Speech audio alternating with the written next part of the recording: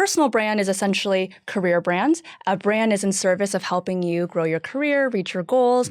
And so to know that we already have a brand, I think is the first step.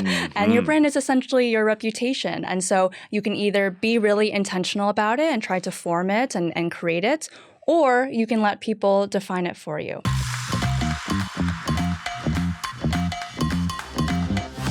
Your brand is your reputation, and communicating it effectively is critical. My name is Matt Abrahams, and I teach strategic communication at Stanford Graduate School of Business. Welcome to Think Fast, Talk Smart, the podcast.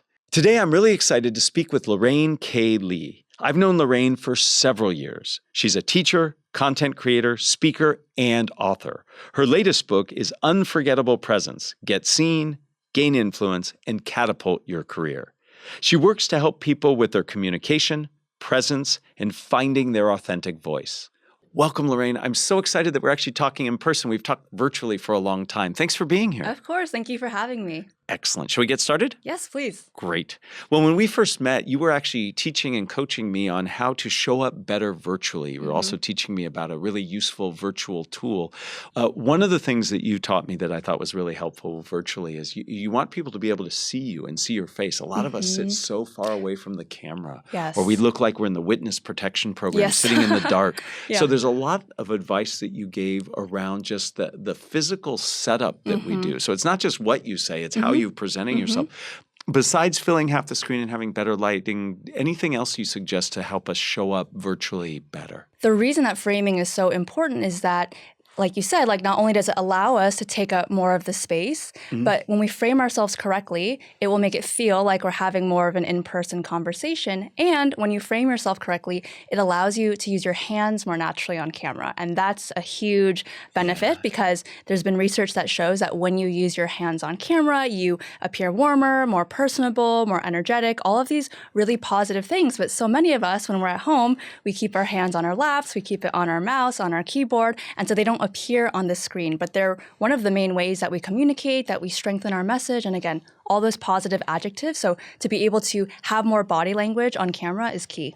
Absolutely. And the one thing I always share people, and I learned some of this from you, is when you gesture on camera in the box, be it Zoom, Teams, Meet, WebEx, whatever, your gestures have to be higher up. When we gesture normally in person, they're mid-chest. And when we gesture on screen for them to be shown. So I like to coach people, put your thumbs at your shoulders, and that's how it looks good.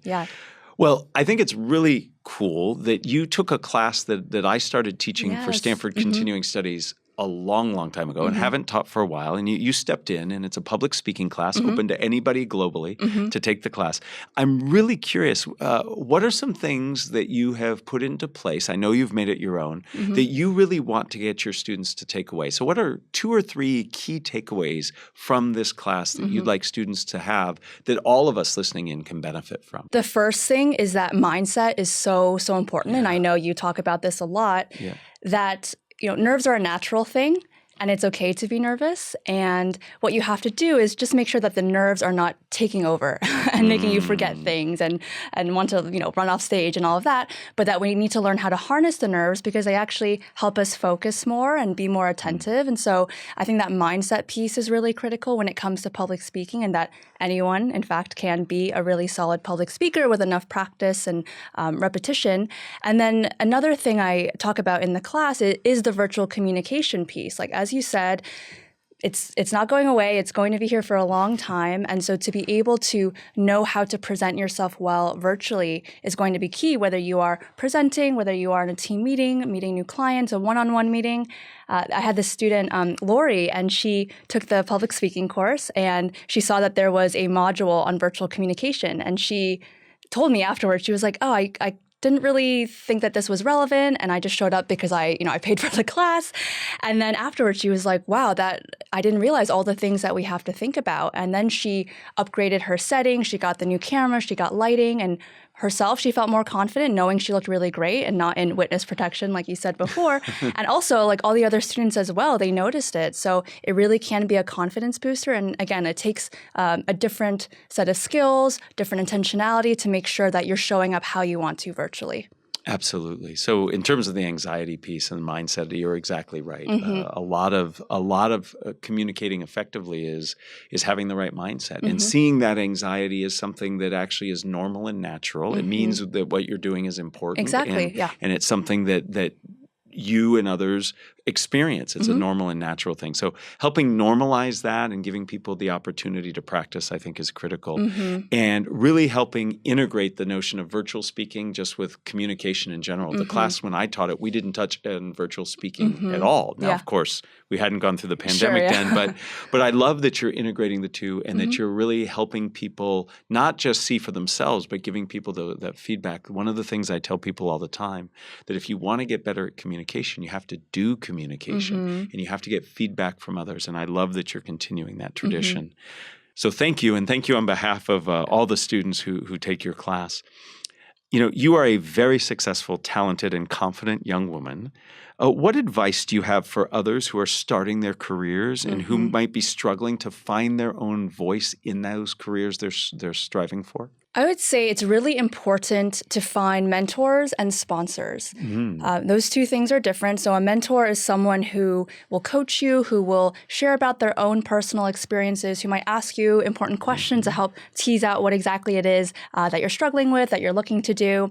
And a sponsor is someone who is going to advocate for you and really bring you along with them and open doors for you and say your name when you're not in the room. And so having both of these people, you don't need both at the same time, depending on sort of what your goals are at each point in life. But having one or the other or both, depending on what your goals are going to be really helpful to have that extra hand to give you that guidance, to give you that feedback. I'm so lucky, Matt, that we met and then you immediately were like, if you're looking for a mentor, like I'm open to it. And then you've also sponsored me and opened doors for me. And so having that and having someone who believes in you and to open those doors for you, and then you do the thing, like the Stanford Continuing Studies course you mentioned. I had never taught a training so long before, but you gave me the chance. I did it. I have more confidence now, and I continue to improve and iterate. So those two things, you made it very easy to help you. You come with so many talents. I'm curious, one thing that people can struggle with, and I know I've struggled with this myself, is asking for that mentorship and asking for that sponsorship. There might be somebody that you really would like to work with or have that help. Any advice and guidance on how to ask in a way that can invite the other person to help you? The first thing is that you want to make it as easy as possible for them. So you want to make it really clear what you want to talk to them about, how often you want to meet. You want to make scheduling very easy, right? You don't want to be going back and forth trying to find a time. So making it easy for them, an easy yes, is going to be really important. And then the other thing I would say is that mentorship and sponsorship can really be a long-term play in terms of they are really relationship-based. And so sometimes you might be interested in having someone be your mentor or your sponsor, but they don't know you, they don't know anything about you. And so build that relationship and then make the ask. Great advice, to be thinking about the long term, but also to make it really easy. One of the things I've appreciated about what you do in terms of the help, if it's been helpful at all for you that I've given, is when you request it, you set it up so that one, I understand what you're trying to achieve. So it's not just, hey, will you help me? It's like, will you help me because I'm trying to do this? Yes. And you make it very easy for me to say yes, no, but also give other options. So it's not like binary for me. So it's like, if you're really busy, you could at least do this. Yes. And that's super helpful. And so I think all of us, as we request help from others to be mentors, sponsors, or anything, it's how we frame the question and how easy we make it for people to actually say yes to the answer. Exactly, It really is. I've noticed that in your requests. And I'm always happy to help. You have lots of great advice and guidance for personal branding on social media like LinkedIn and others. Can you share 2 or 3 things that we should be thinking about as we go about making our brand known on social media? The first thing I would say, and again, mindset is so important, we all have a brand already. So I think when people hear the phrase personal brand, they think, ooh, that's maybe icky or like it sounds disingenuous or I'm not a company, I don't need a brand. But personal brand is essentially career brand. A brand is in service of helping you grow your career, reach your goals. And so to know that we already have a brand, I think is the first step. And your brand is essentially your reputation. And so you can either be really intentional about it and try to form it and create it, or you can let people define it for you.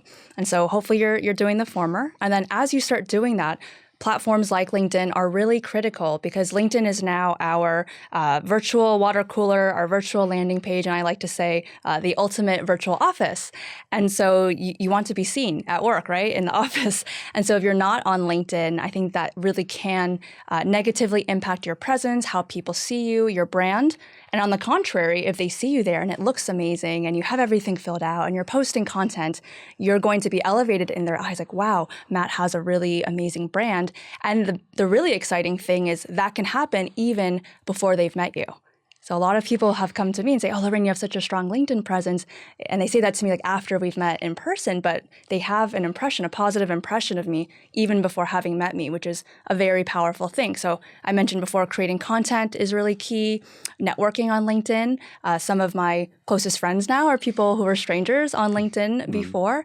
And then making sure that you're commenting and engaging with other people as well. So not just pushing content, but really being part of the community. I want to dive into that last part first because a lot of people can be intimidated by social media tools, LinkedIn, et cetera. But you can actually take some baby steps just by commenting and contributing to other people's conversations before you initiate your own. And for me, when I first got started on LinkedIn and other social media, that was a much more comfortable step than coming in.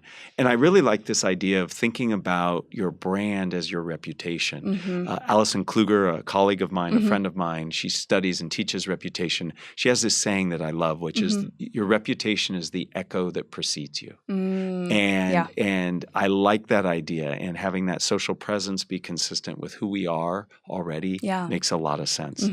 Thank you. Congratulations on your book. You have so a much. new book coming out. I think it's great. In it, you introduce the concept of the Epic Career Brand Framework. What is this, and how can we leverage it? I created the Epic Career Brand Framework because when it comes to thinking about our brands, creating our brands, our reputation, it can feel a little bit intimidating, like where do I start? What am I known for? And so EPIC stands for experiences, personality, identity, and community. And so I'll dive into each of those. Please. So experience, these are the life experiences, work experiences that have made you who you are today. Personality, what is your personality? Are you more serious? Are you introverted? Are you extroverted? Introversion is a big part of my personal brand. I talk about it a lot on LinkedIn.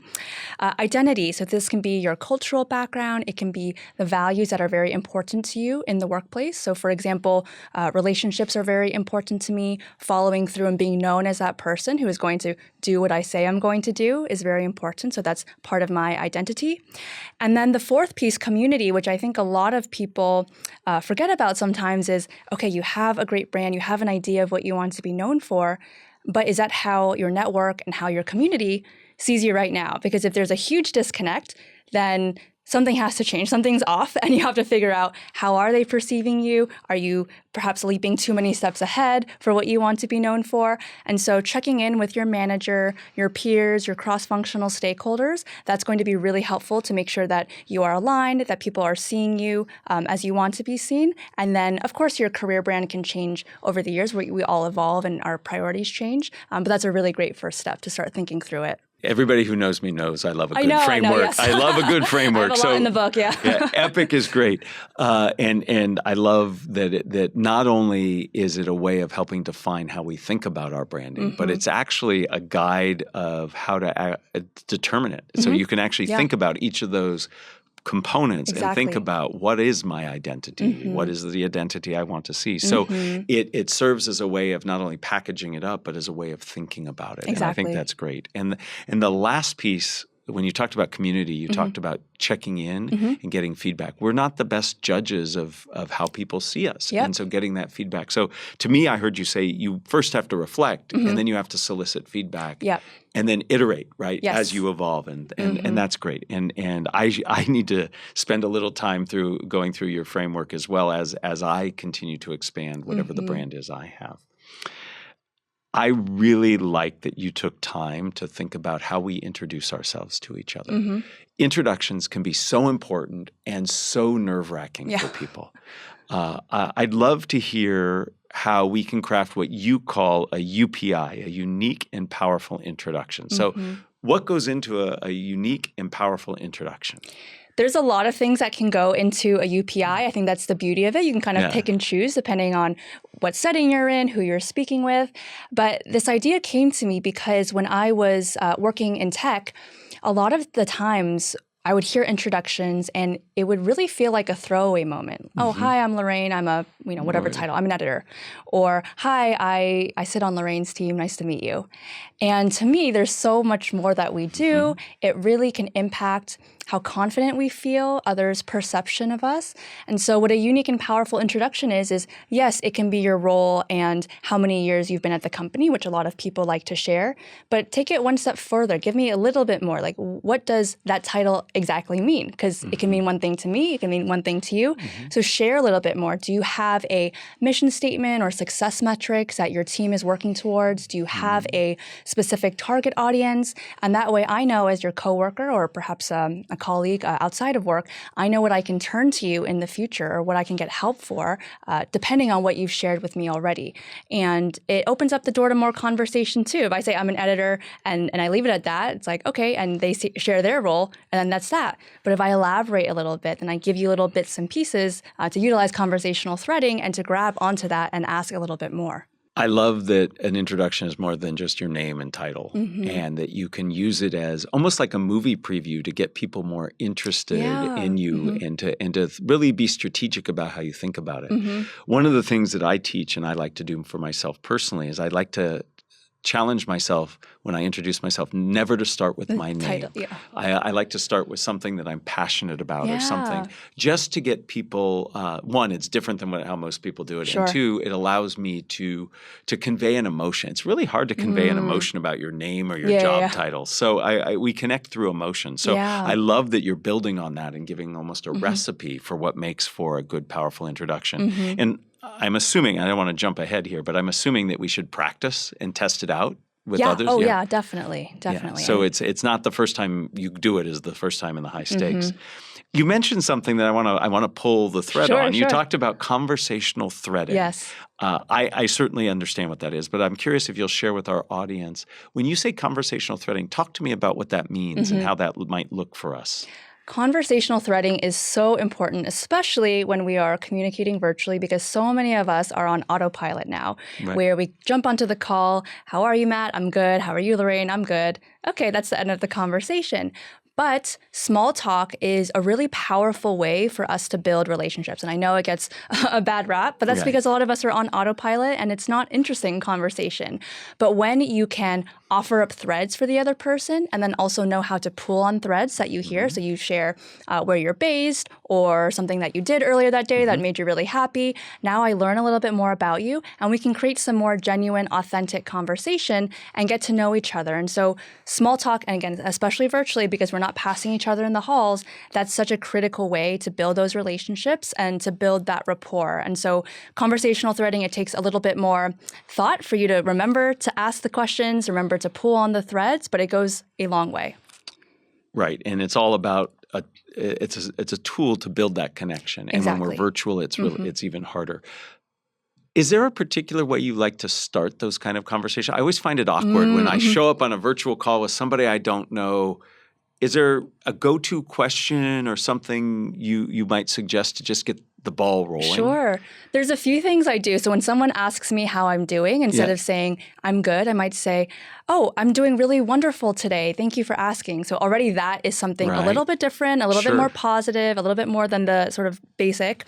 And then what I like to do is sometimes if there's something in their backgrounds, I will point it out and then we talk about that. Like, oh, that's a beautiful piece of art. Did you pick it out? Or, what's the story behind that? Oh, I see some photos of your family. And so that's also why I talk about the importance of curating your background. So that's something you can do. And then even if I ask you, where are you from? And they tell me the city, I'll try to have some sort of anecdote. Oh, I've wanted to go there. Oh, how long have you lived there? And just elaborate a little bit more on that question. So it's observation and curiosity that I'm hearing you're using, and maybe a little bit of emotion where, hey, I'm doing great, instead of just saying things are fine. Yeah. All right. So we need to go into these circumstances thinking about, not scripting, but thinking about how we might want to start, with the goal being connecting and being curious. Yep. We've already talked about presence on video a little bit, but I'd like to dive a little deeper. And I have to admit, your book is I've enjoyed your book, but when you talked about resting business face, I actually chuckled out loud because obviously that's a play on something else. I'm curious if you can share with us some very specific best practices. You've already talked about gesturing. You've talked about perhaps curating what's behind us. What are some things we can do to make sure that we really shine when we're virtual and on video? Yes, resting business face. This is a thing that happens a lot because back-to-back meetings, especially virtually, we are tired. We don't want to be on another video call. And so video also mutes energy a little bit. So we don't seem as expressive, as energetic as we might if we were in person. And so one simple tip that I like to share is to smile or to think about something funny before jumping on a call. I know that takes a second to sort of reset before getting on a call. And it sounds like obvious advice, but you'd be amazed like the difference it can make when you look happy, when you look like you want to be there, when you look excited to talk to the person. And this translates very well to virtual presenting as well, where you want to show that enthusiasm, that energy. And so that's a very simple tip I think everyone can implement, and especially something when you are nervous in presenting, that one can really kind of counteract that and make sure that people feel like you are excited to be there. A little secret that I used to use when we all first went to being virtual, I would watch a really short, humorous clip. I have lots of comedians I like, and I would watch just a joke or two, and that would just put me in a very different space because often I was rushing from place to place. And so I like that idea of being what you do in advance. There are acting techniques I know, and by no means am I an actor, where if an actor has to portray a scene that has a certain emotion, they'll try to think of a time in their lives when they had that emotion. So we can put ourselves in that non-resting business face. I'm curious, this popped into my head. I'd love to get your opinion on it. Many of these virtual tools have things like reactions and the chat function. Where does that fit in terms of what you teach and advise in terms of having an engaging virtual video conversation? Should we be using those tools, or are they more distracting? What are your thoughts? I really like them personally. I just did a webinar the other day, and when you see as a presenter all those thumbs up and emojis floating up, you're like, okay, like they're with me and they're resonating with what I'm saying. On the flip side, I think it's a really nice way for the audience to participate. Sometimes you might not have a question or want to speak up, especially for my introverts in the audience.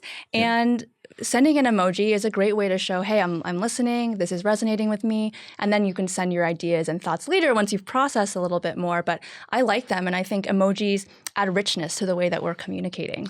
I think that's right. I do think even though we've been using these tools for a while, it is important before you use them just to help people know where they are and what they're called. So I'll always say, go to the lower right, click that little button, and then give me a party horn or a smiley face. So as long as people feel like they can participate.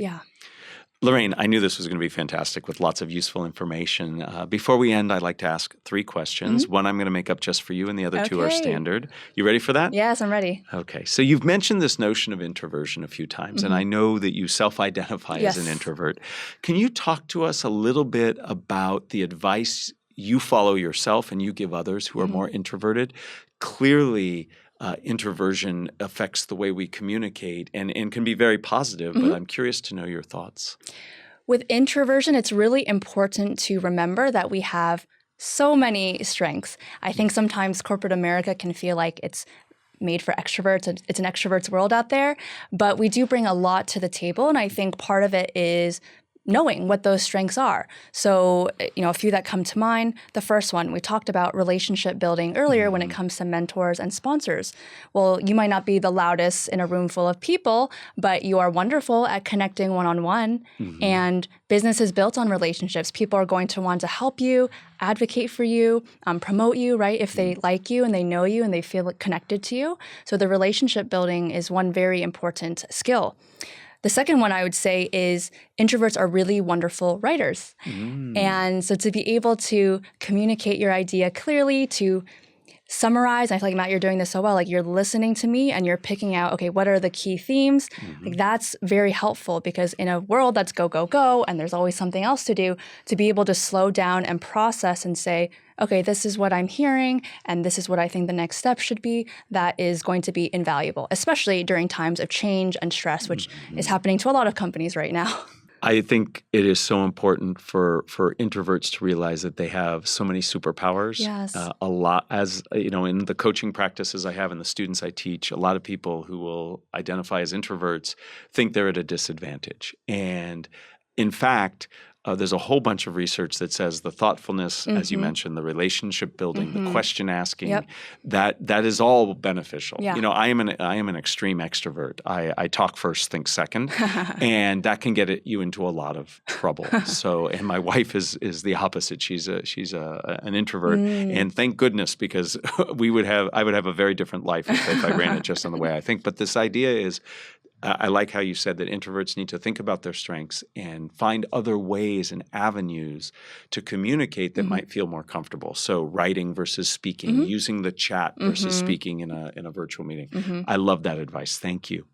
Question number 2. Who is a communicator that you admire and why? Normally I say your name, Matt. I'm not just saying that because I'm on your podcast right now. So thank you. And I will say I had the chance to interview Daniel Pink for my book, which was very exciting. And he has some great advice around communication, keeping things clear, concise. So I'll have people read the book to see what he has to share. But he's a wonderful communicator. Yeah, Dan is a great guy. I had him on as a guest, and he's somebody who's very kind and always open to helping, and he has great stories to tell. Final question.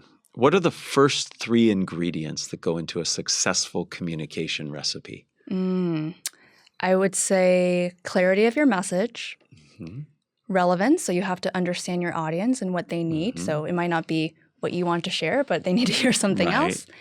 And then the last thing I would say is presence, both how and where your communication is seen.